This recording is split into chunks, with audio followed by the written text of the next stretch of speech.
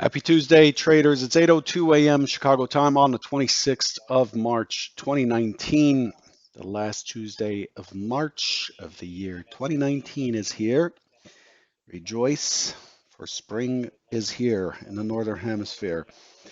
Derivatives trading involves substantial risk of loss and is not suitable for all investors. Past performance is not necessarily indicative of future results. This morning, one second.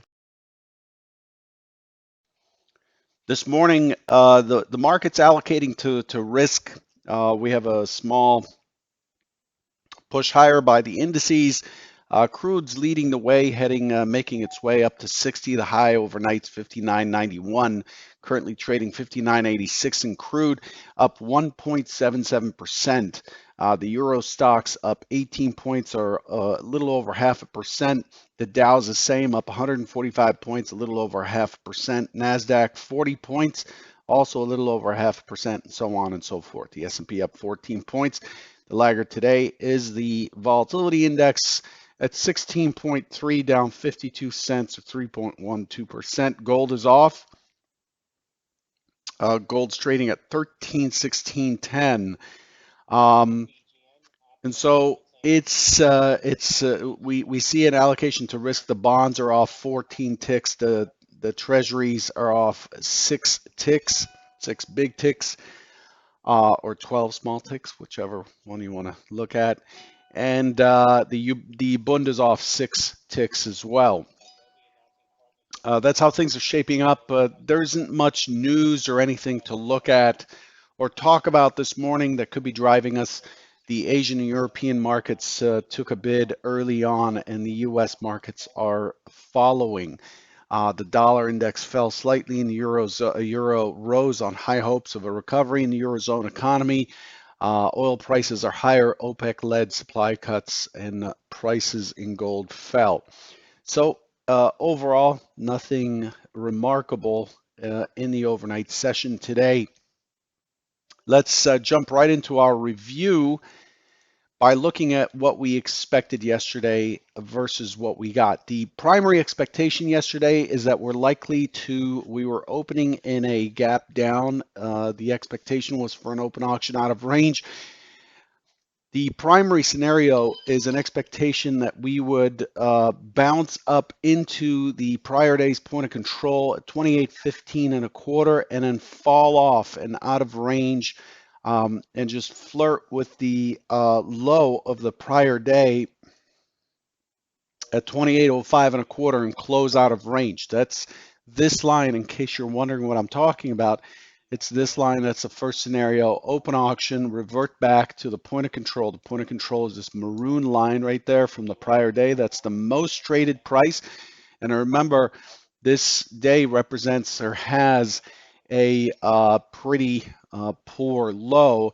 But the expectation is we would likely revert back to the point of control at 15 and a quarter, fall out of range, consolidate, flirt with this 28.05 and a quarter for a bit, and then close out of range. Here's what actually happened. Is this a thing of beauty here or what?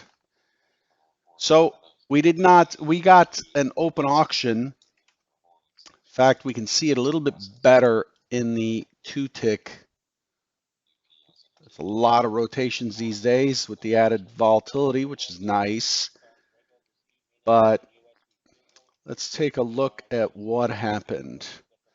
We're walking our way back through time in our time machine here to look at where we were. Come on, 8:30. My charts are having a hard time keeping up. All right. So here it is. It's an open auction, right? So there's an open auction right there. And then boom, we push up. We turn at 13 and a half. Remember, 28.15 and a quarter is the point of control. That's the key target above. And then it breaks through with an impulse down. So what we had here is an impulse up of about 11 and a quarter points, a small continuation, a very, very tight, narrow consolidation at the high, small continuation, and then we get this impulse down, this rotation right here of 14 points. So now the short side's got my attention. The short side got my attention, and we continue to stay. So I'm looking for the short side, and I'm looking for 27.90 and a quarter, which I narrated in the Convergent chat room. But I was looking for 90 and a quarter to test to take out the overnight low or to touch the overnight low for the overnight stat, which is a high historical probability stat. And what does it do? It goes right to the 90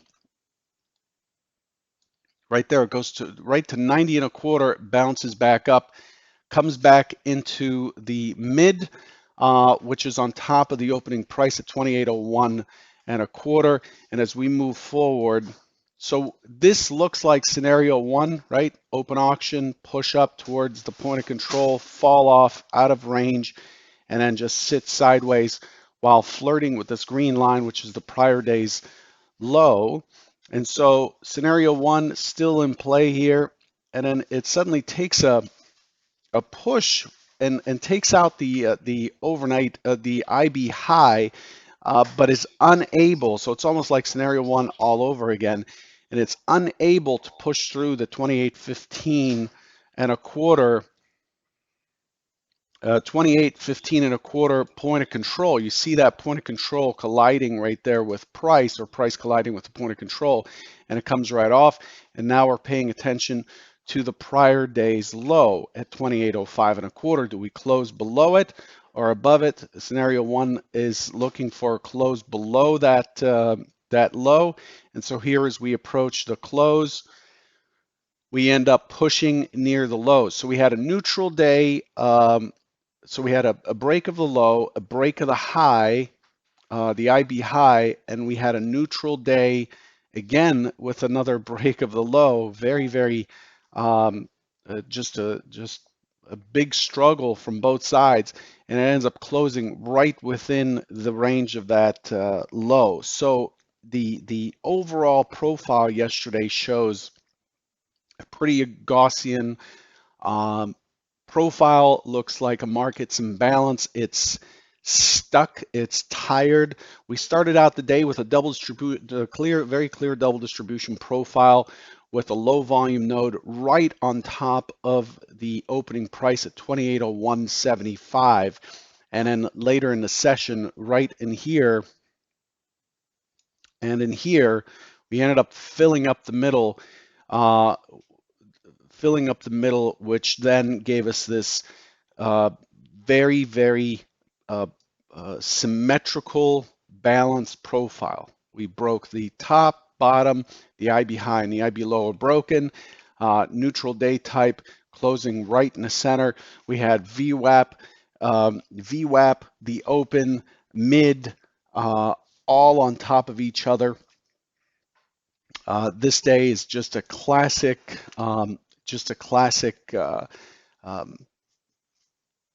balance day. The point of control was right on top of the prior day's close. We flirted with the century figure at 2,800 again and again and again. And overall, the market's just saying, I'm tired, given yesterday's action. So we compare that to the prior day, which was a trend day down, and yesterday is no surprise. Again, we went right to that point of control and we rejected it for a lower low. It looked bearish coming in, and then it spent the rest of the day just filling the middle out, which sets us up for what for today? For nothing. It just doesn't set us up for anything. It could go either way. It could be a continuation day down after the trend day, as we one time frame down. We have a lower high, lower high. So on the daily, we're one time framing down, but this morning is going to open up in a way that breaks the one time framing down. The one time framing down. So really, overall, we're in a neutral posture in terms of pricing. So sorry, I have to clear my throat there. So what do we have coming into the overnight session? The overnight session had really good volume, 211,000. Two distributions. We see that the Europeans opened up right in here, tested lower, pushed up, and have been holding a high price. The point of control looks like it may shift up to the upper end of the range in the 2820 area. Overall, we see that, remember yesterday, the key number from the overnight session that we wanted to keep an eye on was 2801 and a half or 2801 and a quarter, and it didn't provide any um, support at all in that area. So I'm not really sure that this low volume node is worth anything. I'm talking about the 2817 and a half price right now. So overall, the market's opening higher. The overnight point of control is near the high of the prior day at 28.14. Yesterday's highs at 28.15 and a quarter. We're shifting the point of control up in the extended trading hours, and it looks a little bit bullish as we look higher in here. We've got to keep an eye on that 2830 area above the 2830 for today, and then we start to eat into the trend day down that we left behind last Friday. So the overnight session is not telling us much other than it really could not hold these lower prices. Looks kind of bullish. We're back into Friday's range again. That's the biggest takeaway from that lot there. So what are we expecting for today? Today, we're looking at, well, one thing I want to show you actually. Check this out. This is the heat map currently for the full depth. Look at what do we see about this heat map here? Um, I can't wait for your answer. It's 50. There's a 15-second delay or so. What we see is a market that at 7 o'clock, for one, at 7 o'clock, right in here, you can see there's a little break in the heat map there. Very interesting. At 7 o'clock, a whole bunch of systems just shut off. You can see that line carrying all the way down. You can see it down here. See it up here. You see that? At 7 o'clock, something got turned off, and you can see that the size isn't there anymore. It's really odd. I switched. I thought maybe there was a glitch in the feed, and I switched this to one lot so that there's no filtering, and it's working fine. It's just that after that point, it seems like some algo turned off, and there just isn't much in terms of trading. The other thing I noticed is that the the offer is really thick, is relatively thicker than the bid. So we look at the bid down here and we see that there's that system that we've seen with the European Open. There's a market making system that just tracks the market, right? Keeps a distance of about 10 points. So this is a 10-point delta there, 10-point delta there, and it just tracks the market. So we know that system's in there. But what we also see is that there's liquidity that's coming in from yesterday's open, and that liquidity keeps getting thicker and thicker and thicker into the 28.25. The high overnight's 28.24, and we see that there's quite a bit of liquidity that's sticking around up above. And so the liquidity that's sitting up above is an indication for the uninitiated is an indication that there's a lot of resistance there. Remember, our charts only track what's actually traded. This tracks what is what the intention is. It's showing us the intention of the traders, participants in the market, and generally liquidity draws the market to it. So to me, as I see that there's not much down here versus what's up here, the conclusion I would have to draw here is that the bigger participants are likely to get good fills up here, to get filled efficiently against this size. I'm expecting the market to slowly walk its way up. In fact, it's already starting to do that. I expect this to push into 28.30 on the open based on the way this is rigged, right? And also, we have a channel, an upward skew here, so the easier flow is to the top side. Very interesting stuff up there. Just remember, the market tends to move towards liquidity. Many people argue against that, but there's a strong point why that happens. Remember, the market's here to facilitate trade, and there's no better way to facilitate trade than to have more liquidity. So let's look at today's scenarios because everybody needs to move on with their day, as opposed to listening to me ramble about liquidity. Expecting an open auction. We are opening right in Friday's trend day down. Expecting an open auction. I'm looking for the market to revert a little bit. I'm looking for an impulse to take out the overnight high, 28.2375, and then for it to begin to push towards 28.30.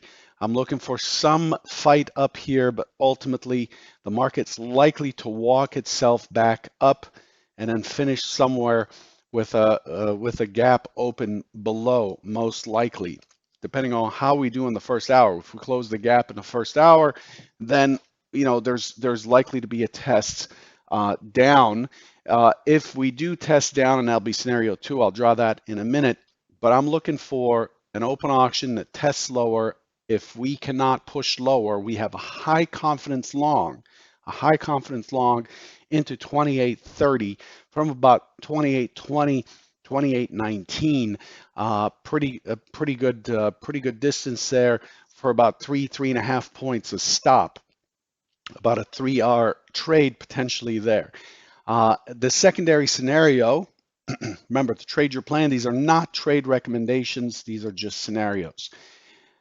The secondary is an open that reverts back immediately, fills the gap, lingers, retests, and then impulses down. And in that case, I'm looking for a push down into this 28.08, 28.07 area. And then I'm looking for the market to push back out and finish outside of the prior day's range on scenario two, but that's a reversion scenario. That is a responsive selling scenario versus an initiative scenario, which is scenario one. I'll leave you with just those two. I'm 17 minutes into this broadcast. I'll let it go. Good luck today. And for those of you who did not listen to Ira last Monday, I wanted to cover this real quick. Just one more second. Keep an eye on this yield curve. The yield curve is really in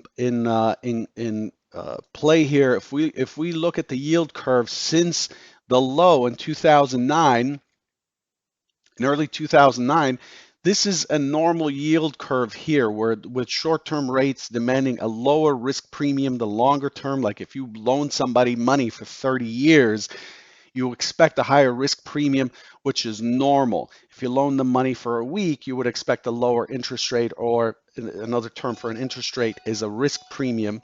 But as we push into this market that is pushing higher and higher and higher, here the Fed starts, you can see at the low end right here, this is where the Fed controls prices, okay? It does not control it can control the long end, but mostly the Fed, these FOMC meetings are controlling the short end, and you can see the Fed there raising rates, and now the yield curve is inverting. You see that?